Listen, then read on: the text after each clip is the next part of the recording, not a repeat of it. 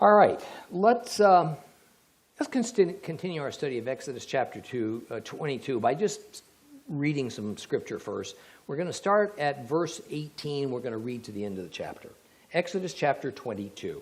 If you've got a complete Jewish Bible, we're going to start on page 85.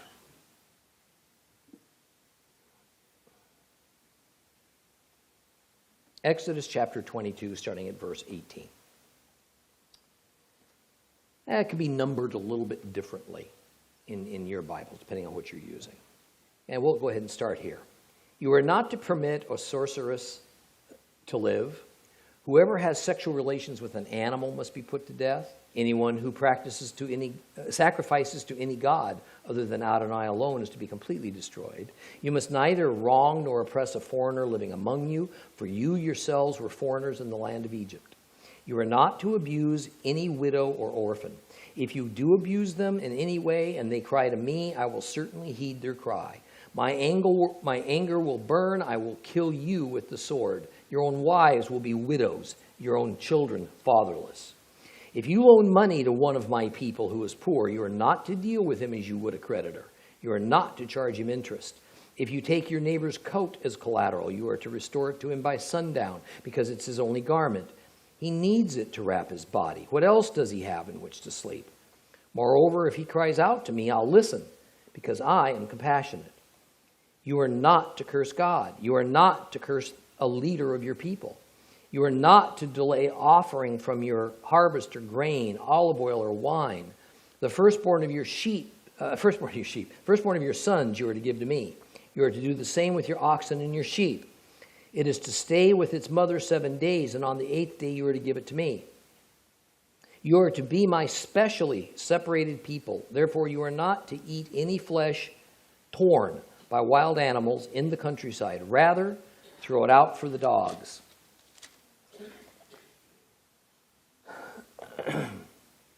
Well, as quickly and matter-of-factly that we're told of these acts that must immediately bring death upon the offender, beginning in verse 21, we get this series of instructions reflecting God's mercy and compassion, especially upon some particularly vulnerable social groups.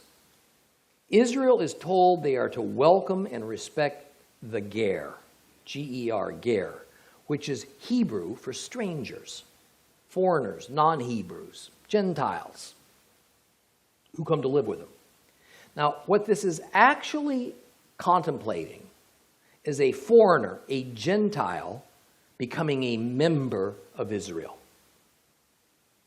This instruction will be built upon as we move forward in the law of Moses, eventually making it clear just how a foreigner can become a Hebrew, how they're to be considered first-class citizens, no higher nor lower in status than a natural-born Hebrew. This concept is central to Gentile Christianity because the spiritual manifestation of this instruction is that Gentiles can become spiritual Israelites, if you would, by becoming spiritual seed of Abraham, and thus being included in Israel's covenants. Now remember, even the so-called covenant of Christ, which Christians call the new covenant, who was that given to? Israel. Christ then said that by means of faith, Gentiles, foreigners, ger, could partake of this covenant and all the other covenants given to Israel. Widows and orphans are to be treated kindly with compassion. In fact, God emphatically states that he will become greatly angry with those who abuse or take advantage of such helpless women and children, and there will be severe consequences. The loaning of money to a poor person is now considered, and that poor person is to be treated with mercy and fairness because the desperate can be easily exploited. No interest is to be charged.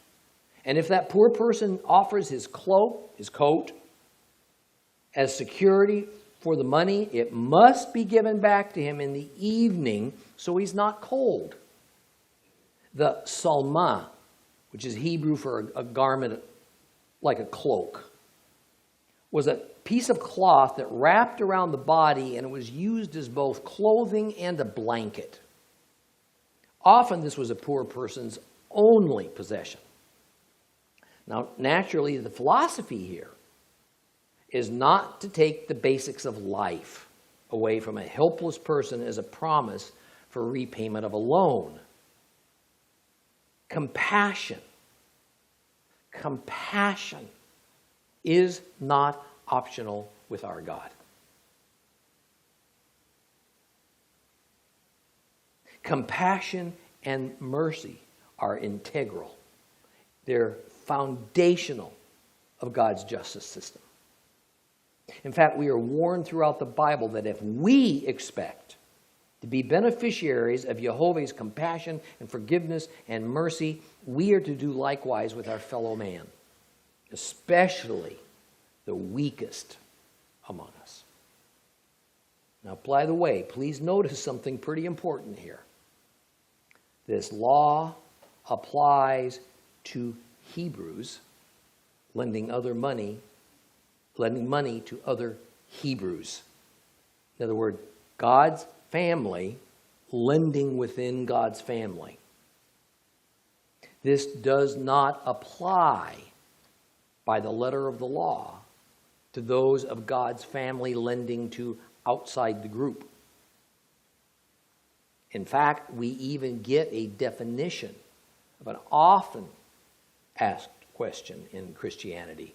Who is my neighbor? Here it is made clear that the neighbor is one of God's set-apart people. That is not to say that those in God's family are given license to treat those outside of God's family badly. Mercy is always called for. But God calls for special treatment and special priority for those who are living within the community of God. As much theological error as is contained within the Mormon community system, a lot could be learned from them about how to properly operate a community of God. Now, verse 27 and 28 needs to be looked at. If you have a King James version, it probably says, "You shall not revile the gods." Strange. The word here for gods is Elohim, and it can mean gods, little g gods, in the plural. But that's so far out of the context that I'm pretty surprised that the excellent translators of the King James Version chose to translate it that way. There is a form of the Hebrew word Elohim that's called the plural of majesty. That's used when referring to God Almighty. The El. Making the word El plural, you come up with Elohim. And often it does not mean more than one. It just indicates greatness. Hence the scholarly term for that use, the plural of majesty. Obviously, this verse is referring to Jehovah, and Jehovah God alone, not little g gods. But then it goes on to say we're not to curse God, or in some texts, we're not to revile God. The Hebrew word used for curse here is kalal. It's exactly the same as when in Exodus 21, we are instructed not to curse, not to kalal our parents. As members of God's set-apart people, we're not to humiliate him. We're not to try him by our being of no account, to make him look bad by our incorrigible behavior and character. And this is different than how verse 27 ends when it also says not to curse a leader of your people. Here, curse is an entirely different Hebrew word, arar, which means curse more in the sense that we typically think of a curse. That is, no one is to swear a curse against their leader, either in the sense of invoking something magical or simply wishing them evil or harm, or swearing at them even in anger or bitterness. So in modern English, this verse basically says not to bring disrepute upon the Lord by our bad behavior. And next, not to issue a curse in order to cause evil to befall your tribal leader. Well, the final verses of Exodus 22 enjoin people to give to God their tithes and their offerings in a timely manner. We're not to hold our tithes back to our benefit and then give them at our convenience. Further, these people, Israel, who God in His grace has separated from the entire rest of the world, are not to eat meat as the heathens do, especially eat meat that has been killed by wild animals. God values animals. Make no mistake. But men are no more animal-like than God is simply a higher form of a human being. Therefore, God does not partake of what man partakes. And a man is not to partake of what animals partake. You with me on that? That's what it's explaining. Let's move on to Exodus chapter 23. We'll read the whole chapter. If you have a complete Jewish Bible, we're on page 86.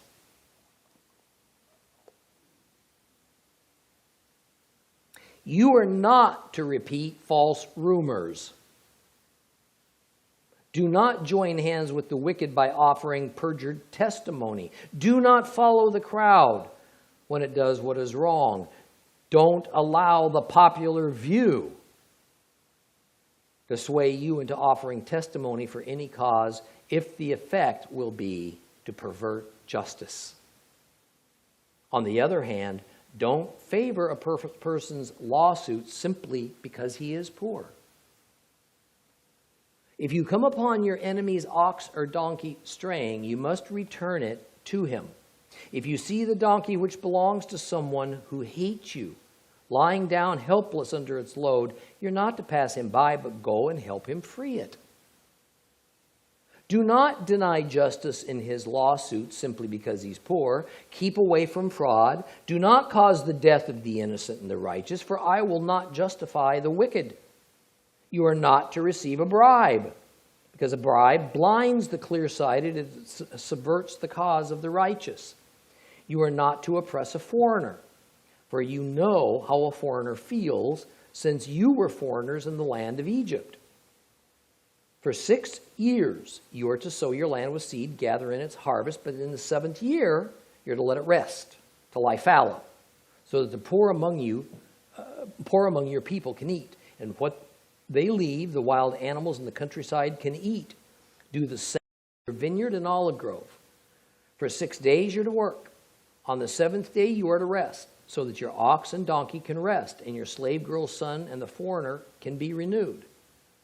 Pay attention to everything I've said to you. Do not invoke the names of other gods, or even let them be heard crossing your lips. 3 times a year you are to observe a festival for me. Keep the festival of matzah for 7 days, as I ordered you. You are to eat matzah at the time determined in the month of Aviv, for it was in that month that you left Egypt. No one is to appear before me empty-handed. Next, the festival of the harvest, the first fruits of your effort sowing the field. And last, the festival of ingathering, at the end of the year, when you gather in from the fields the results of your efforts. 3 times a year, all your men are to appear before the Lord, Adonai. You're not to offer the blood of my sacrifice with leavened bread, nor is the fat of my festival to remain all night till morning. You are to bring the best first fruits of your land into the house of Adonai your God. You are not to boil a young animal in its mother's milk.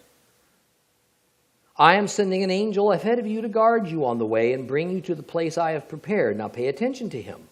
Listen to what he says. Do not rebel against him, because he will not forgive any wrongdoing of yours, since my name resides in him. But if you listen to what he says and do everything I tell you, then I will be an enemy to your enemies and a foe to your foes. When my angel goes ahead of you and brings you to the Amorites, the Hittites, Perizzites, Canaanites, Hivites, and Jebusites, I will make an end of them. You are not to worship their gods, serve them, or follow their practices. Rather, you are to demolish them completely and smash their standing stones to pieces. You are to serve Adonai your God. He will bless your food and water. I will take sickness away from among you. In your land, your women will not miscarry or be barren. You will live out the full span of your lives.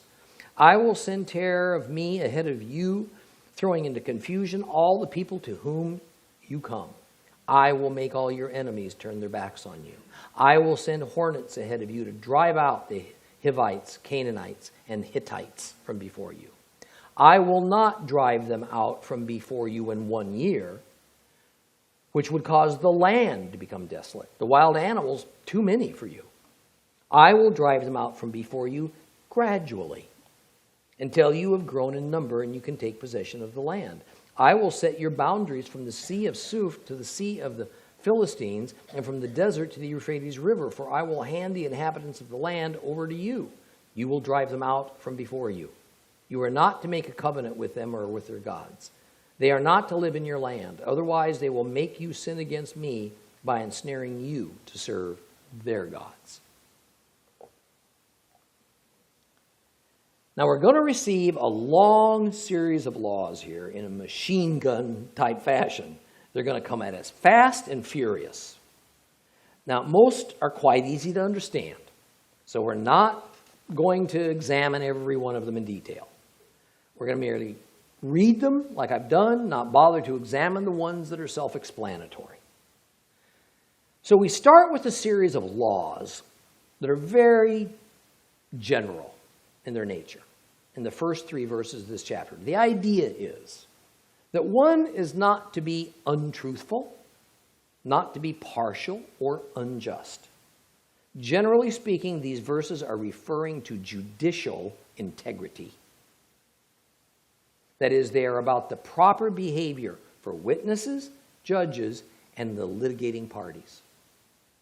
These verses are broad enough that they could have come right from a modern-day church sermon concerning right and wrong. Many of the rules we have encountered so far have been fully bound up in the context of ancient Hebrew culture. But these laws are more plain and contemporary and timeless. Their meaning is, do not be a party to false rumors. Don't help someone in validating a lie. Don't do wrong just because the majority thinks they want it. Don't allow what is popular to become what is right. Don't administer justice one way for a rich man and a different way for a poor man. Wow. I mean, in the season we are in right now, as we're but a couple of days from elections, think about what we just read. You know, from this pulpit, you do not hear politics. But I will tell you, pray and vote. This is your job. God has put the governing of this country into your hands. If you don't vote, you've said no thanks. It's that serious.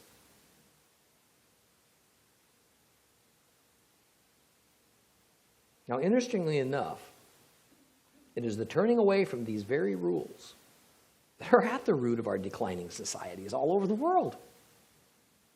In modern terms, God is speaking against what? Political correctness, relativism, favoritism, elitism, all the isms you can think of, tolerance, appeasement, the denial of the existence of evil, and of an end justifies the means mentality. Of course, these terms are the very definition of secular humanism, a political and social philosophy that's the pride of Europe, and one that many in America are working hard to see adopted in this society. Secular human is the polar opposite of Judeo-Christianity. And that is the reason we see such political upheaval and cultural division in our society, especially in the society of the United States. The reality is, there is simply no middle ground between the godless and the godly. Even though government, synagogue, and church have all tried to navigate through these dangerous waters as though there is such a thing, that it is possible to find a middle ground if we just work hard enough at it and if we just display enough love. If we were to step back and be completely honest about it, we would have to admit that it is our human nature to follow the crowd and to not be different, to not be set apart from everybody else. If this wasn't the case, the Lord would not have found it necessary to tell us what he just told us, would he? This list of laws ensured something that especially the institutional church is frowned upon and fought against: division. Division. Church speaks against division all the time. The simple fact is, God creates his divine kind of unity by means of division and separation of humans. Now, it might sound like double talk. It's absolutely the truth. He sets up principles that are by their very nature choices. The minute you have a choice, you got to divide. Mankind is given a free choice to stand on one side or the other of that line. If he stands on the one side of God's principles, he has unity with God but conflict with humanity. If he stands on the other side of the line, he has unity with humanity but conflict with God. That's the way it is. The reason that Israel has always been a pariah to the world is that, generally speaking, they dedicated themselves to obeying Jehovah regardless of the consequences. They haven't always done a good job of it, but it sure automatically put them in conflict with the world. The reason that Christianity has steadily lost its power and standing as the moral authority on earth is that it has stopped being a pariah. Since the European Enlightenment of the 18th century, it seems that the goal of the church has been to make Christianity as close and attractive to the world as is possible, to camouflage itself as a friend of the world while still maintaining an aura of religiousness. The current era of the megachurch is simply the culmination of the Enlightenment philosophies. It's man's never-ending desire to never divide, but rather to try and find ways to unite through compromise. Compromise.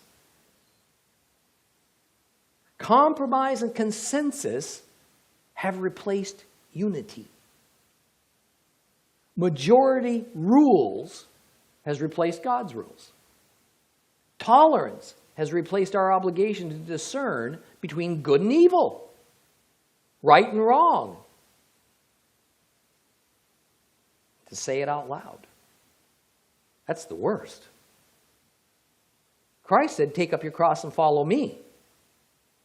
Translation, if you're not a pariah to the world and you don't find yourself being criticized and persecuted, maybe even a little bit for your stand, you're not doing what I told you to do.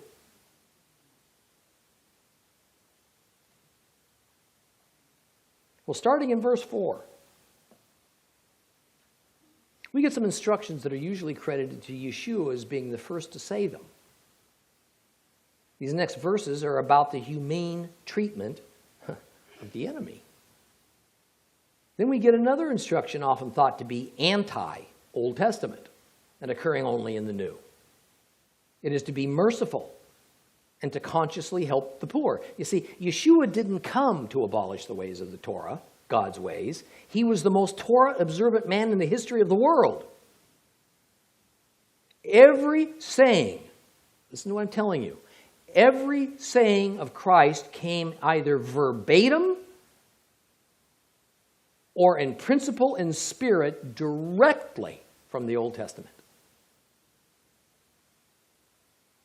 In verse 9, God reminds Israel that they were at one time foreigners and under the cruel and unjust hand of a merciless dictator.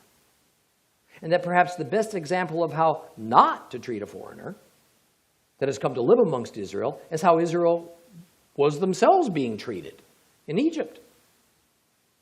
As we discussed before, God was laying the foundation for Gentiles, for Ger, to become part of Israel, not only in the physical sense, by literally becoming Hebrews, but also in the future spiritual sense that Yeshua's death on the cross would make possible. Gentile believers would join with Hebrew believers by faith, and together become the Israel of God, true spiritual Israel, if you would. At least that's what Paul calls it. Now, next in verses 10 through 12, we see the principle of the Sabbath applied in the practical, physical, earthly sense. In Genesis, we saw God set up the Sabbath principle of 6 days of work followed by 1 day of rest, or better, of ceasing normal activities and labors. God made the seventh day holy, not symbolically holy, literally holy. Yet Christ told his followers that the Sabbath was not made to benefit or to be used by God. Rather, God made the Sabbath for the benefit of humanity. Some theologians have tried to make this a conflict, whereby we either choose the holiness of the true Sabbath as correct, or the practical sense of it as a health benefit to mankind. Here we again run into the reality of duality. Every principle of God, his every instruction, his every action has an earthly physical side to it and a heavenly spiritual side to it. Shabbat was declared holy in a purely spiritual sense. Yet it also served a very tangible physical purpose by being a day of rest and rejuvenation for all living creatures, not just humans. So in verses 10 through 12, we see the Sabbath principle is applied not just to days and weeks, but also to years. Notice that its benefits are applied to plants and even to the soil they grow in.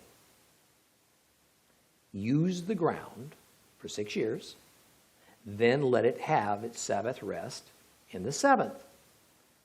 Well, next it's applied to animals. Work them for 6 days, let them rest the seventh day, so that your ox and donkey may cease, may rest. Then finally to people, and that includes foreigners, Gentiles. Work 6 days, rest on the seventh to catch your breath. Now, we've talked about the Sabbath before, and we're going to do so again occasionally.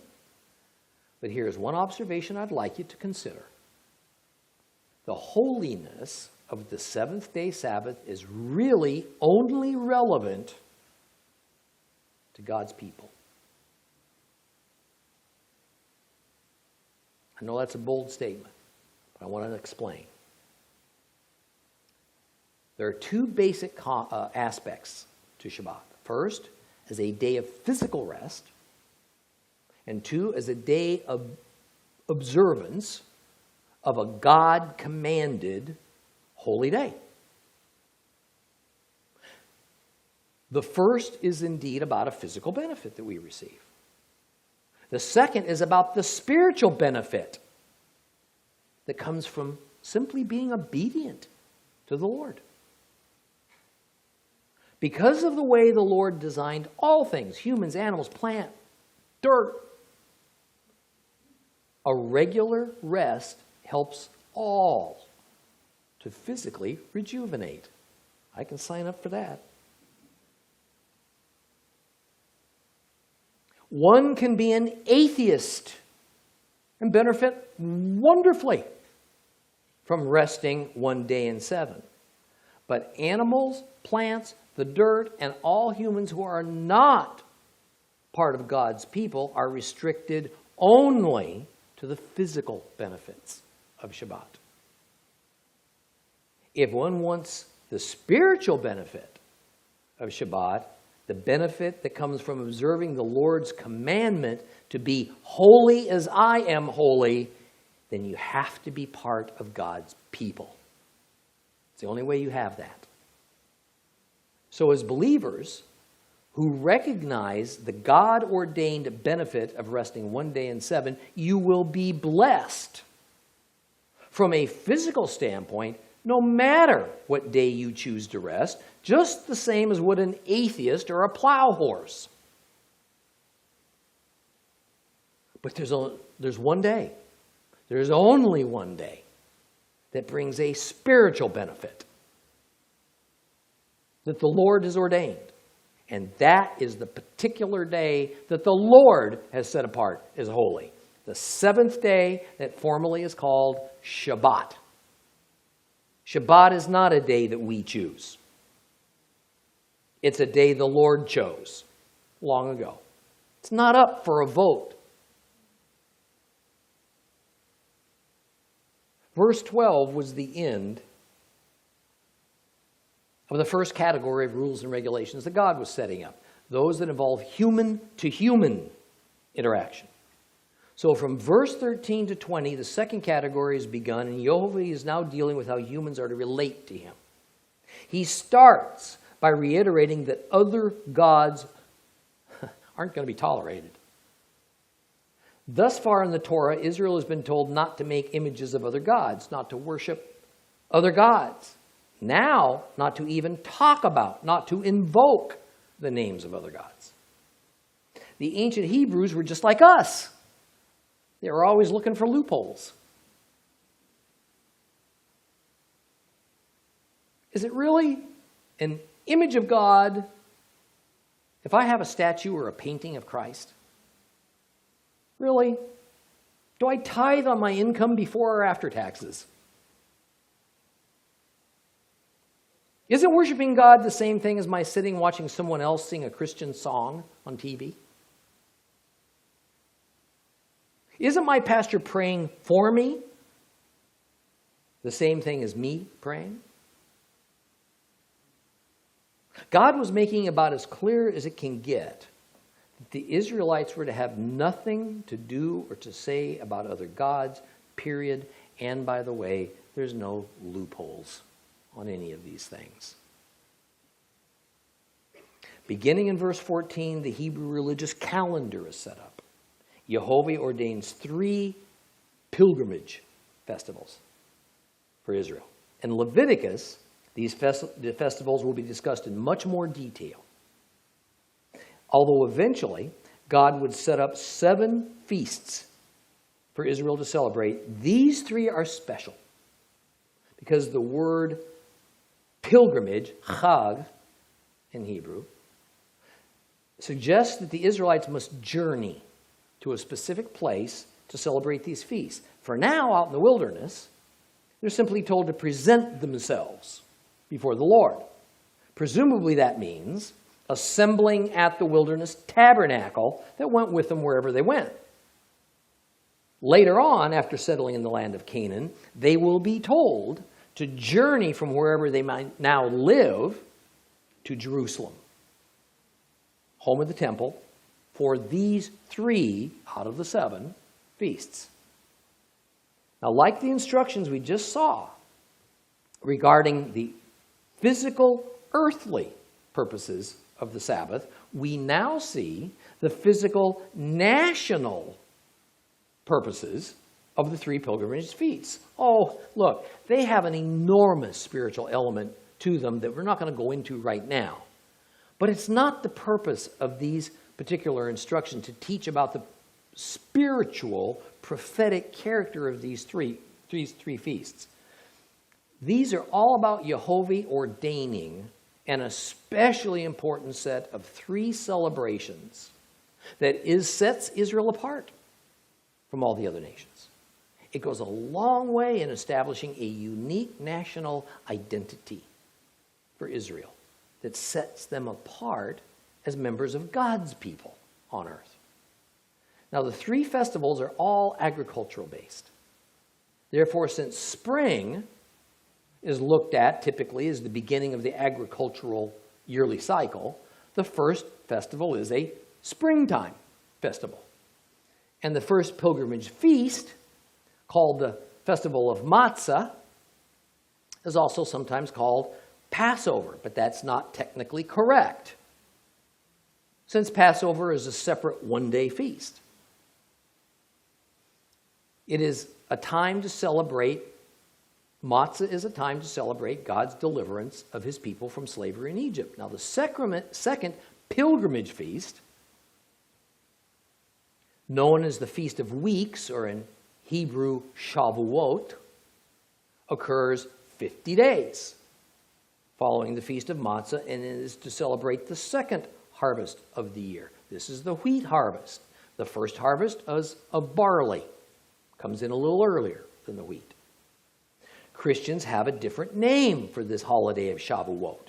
We call it Pentecost. The third pilgrimage feast is the Feast of the Ingathering, also known as Sukkot, or the Feast of Tabernacles. Sukkot's a fall season feast, and it represents the final ingathering, that is, the last of the harvest is taken in before winter begins, and then fields go fallow. Now, by the time we reach Leviticus, Jehovah will have established precisely 7 feasts. Every ancient culture had established feasts and days honoring their deities, usually centering on agricultural cycles. But the difference is that these 7 feasts, beginning with the 3 we just discussed, are God-ordained. Now, sometimes in both the Old and the New Testaments, instead of the word feasts, we'll find the phrase appointed times to refer to these special holy days, which is certainly a correct translation. It captures the essence of God's appointed feast days. But as we study God's Word, we have to be very careful to notice the difference between men's appointed times and God's appointed times.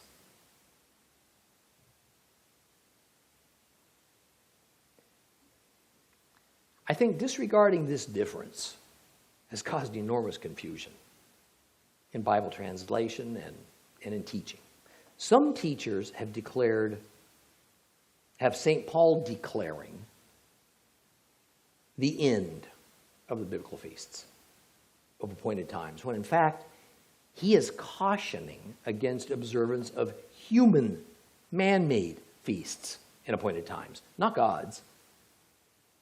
At other moments, he's telling his listeners that the rituals and procedures the rabbis have devised for some of the festivals were not representative of God. They're not from God. See, we must never think that the New Testament at any point invalidates any of these holy days. I mean, after all, Yeshua himself participated in all the biblical feasts, and most of the recorded major events of his ministry occurred on one or another of these holy days. Yeshua died on Passover, was laid into the tomb on Matzah, was raised on first fruits, and the Holy Spirit was sent on Shavuot. Now, the last half of verse 19 has a puzzling instruction that even the Hebrews have argued about for centuries. You're not to boil a young animal in its mother's milk. Because of this reason, you cannot buy a cheeseburger in Israel.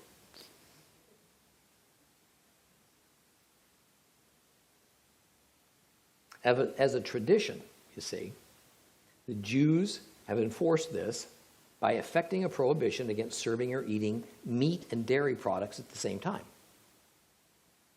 Depending on just how stringent a certain Jewish sect might be, one would either have to wash and purify the utensils that touched meat before those same utensils could touch dairy, or vice versa, or, much more typically today, completely separate sets of utensils.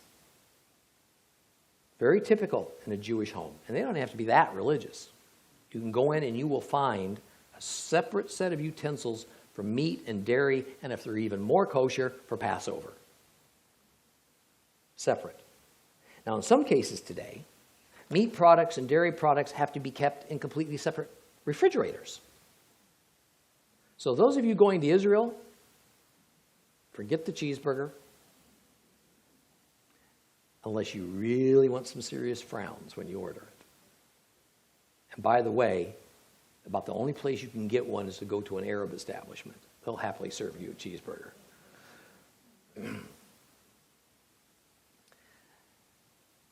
Now, the why of this law has generally been attributed to some kind of animal cruelty ritual that Yehovah was trying to avoid. I mean, let's face it, going out and milking a cow and then taking that cow's own calf and cooking it in that milk is a little tacky.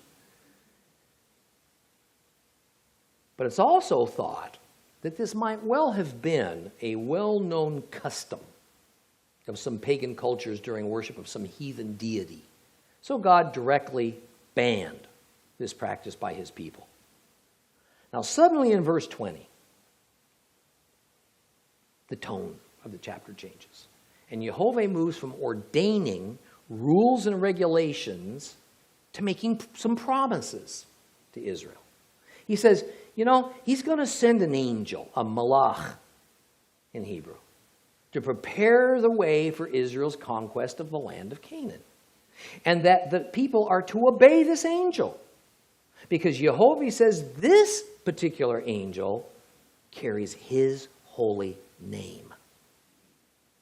In other words, this angel either carries God's full authority, or, as is more often taught, this angel was a manifestation of God himself. Now, we could argue which of those views are correct till these cows come home. I don't think it's going to change much. The thing I want you to take from this is the inscrutable mystery that is our God. I've personally come to the conclusion that if I'm ever absolutely certain I can comprehend him, I've got it wrong.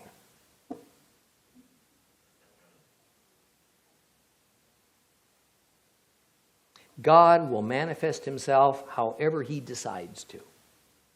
Whether it's as an angel, a cloud, a burning bush, whatever he wants. He spoke through a donkey once. The fact that we have a hard time squaring all that with the doctrine of the Trinity, whereby some church authorities have decided that every visible form of God has to be a form of Jesus. I doubt all this impresses the Lord all that much.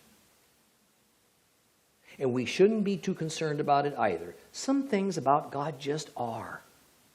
And we just need to accept the mystery on faith and move on. In any case, Israel is to be unquestionably obedient to this particular angel. Not every angel, this one. And just as important, As Israel begins to encounter people from this list of nations from verse 23, they're to avoid worshiping their gods. In fact, they're to destroy their idols, smash the various stone altars and monuments that they erected to their false deities. And if they'll do this, God will be an enemy to Israel's enemies. Doesn't sound a lot like tolerance. Doesn't sound too much like live and let live, does it? Jehovah tells Israel that if they will serve him, that he will make them very fruitful. He'll keep them from falling ill. He'll make them multiply very rapidly by keeping the Hebrew women from miscarrying. He will make the Hebrew population in general live out their full lifespans. Further, God is going to put terror into the hearts of Israel's enemies even before they arrive to Canaan. In other words, all these nations are going to have an irrational, supernatural fear of Israel. It's going to cause them to run instead of standing and fighting.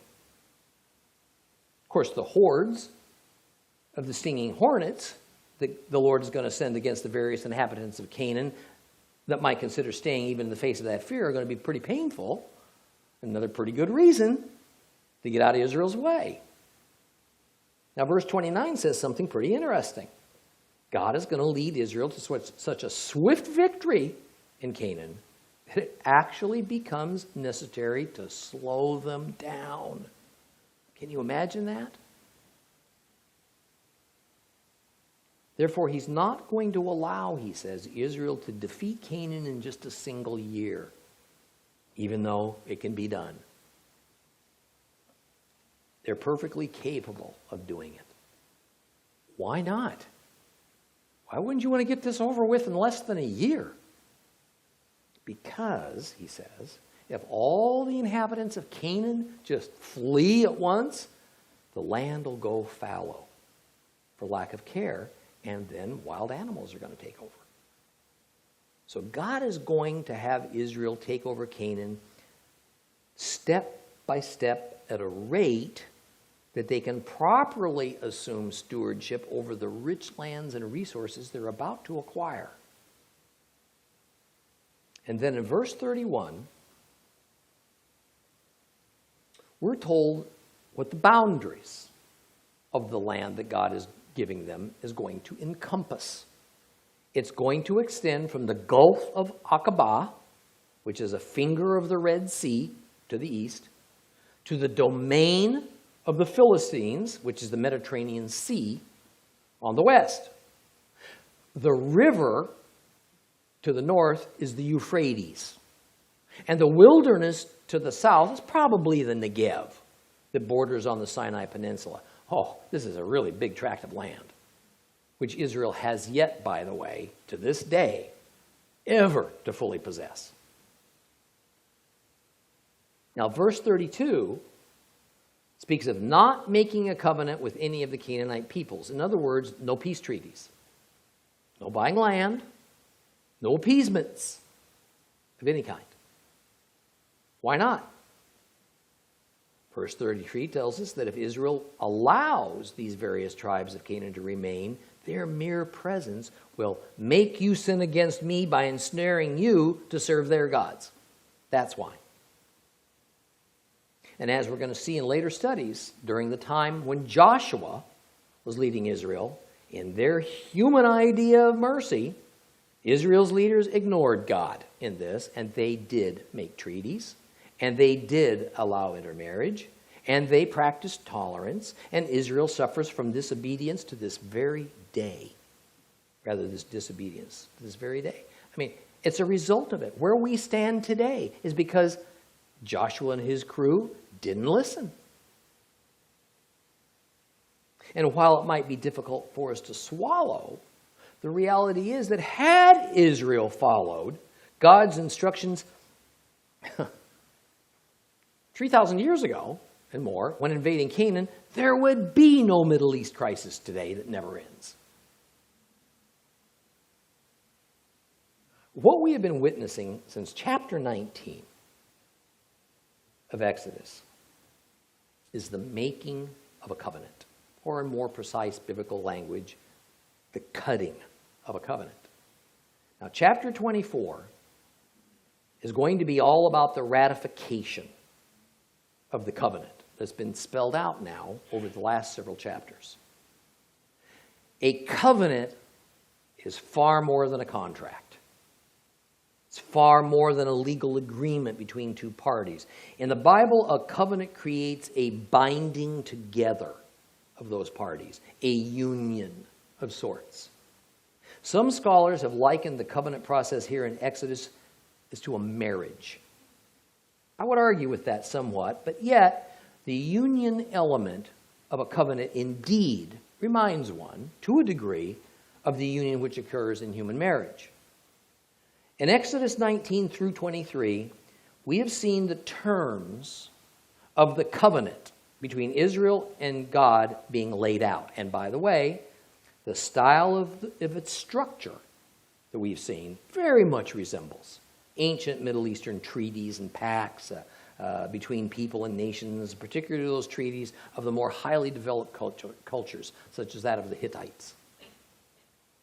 Now, archaeologists and papyrologists are people who study ancient documents from the standpoint of both writing methods and content to kind of help determine when a particular document was written, who wrote it, what body of literature it might belong to.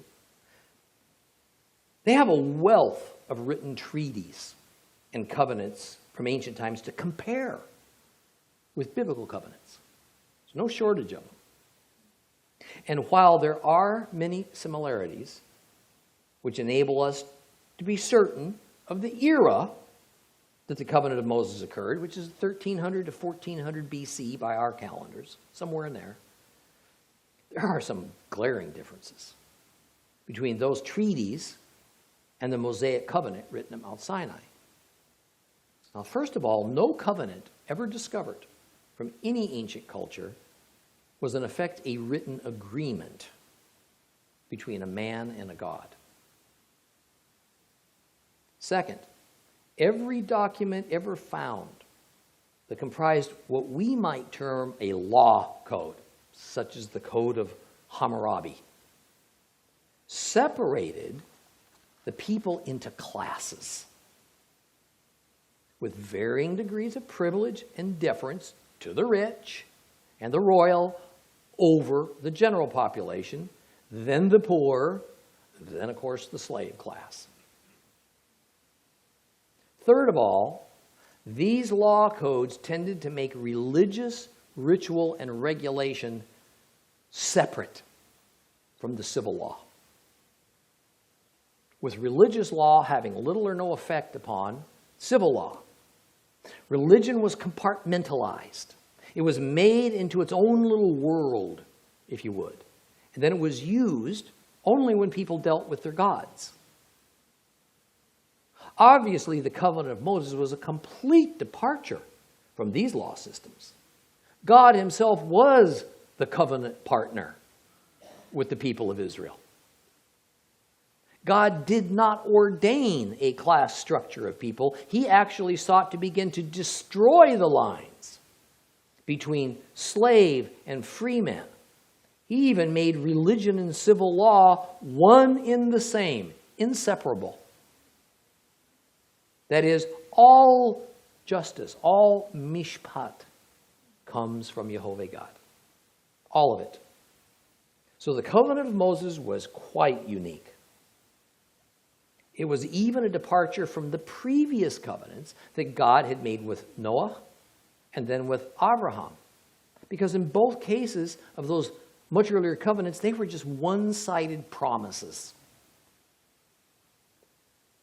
And in both cases, the promises were God's promises. The covenants of Noah and Abraham were unilateral. The covenant of Moses was bilateral. That is, both sides have obligations and responsibilities. The covenants of Noah and Abraham were unconditional. Nothing man could do could cause God to retract his promises. The covenant of Moses was conditional. The people of Israel had to follow through with their end of the deal. The terms of the covenant are a variety of disciplinary actions, even temporary withdrawal of certain blessings by God would occur, and they did. Now, one final point. Law codes in those ancient days, as now, tend to be very formal, cold, legalistic in their structure. Unquestioned obedience without necessarily even understanding the reason for a particular law was required. Now, although it might not have occurred to you, the way that the laws of God were given to the people of Israel was full of warmth and rich with symbolism. And God's laws were given with much narration, a lot of explanation. Why? Because it is the principles and the spirit of the law which God is teaching, which is important. The purpose of the law, as with all the Torah, was to teach. In fact, the word Torah means teaching or instruction. And while many of the details of the Mosaic law are Hebrew in their cultural context, the principles behind every one of these laws are timeless. The principles are applicable to all human beings in every culture. In these laws, Jehovah has expressed the basics of the way his universe operates. We trespass upon these principles at our own risk. Well, next week we're going to examine Exodus chapter 24. And in it we'll see just how this covenant between God and Israel was formally ratified.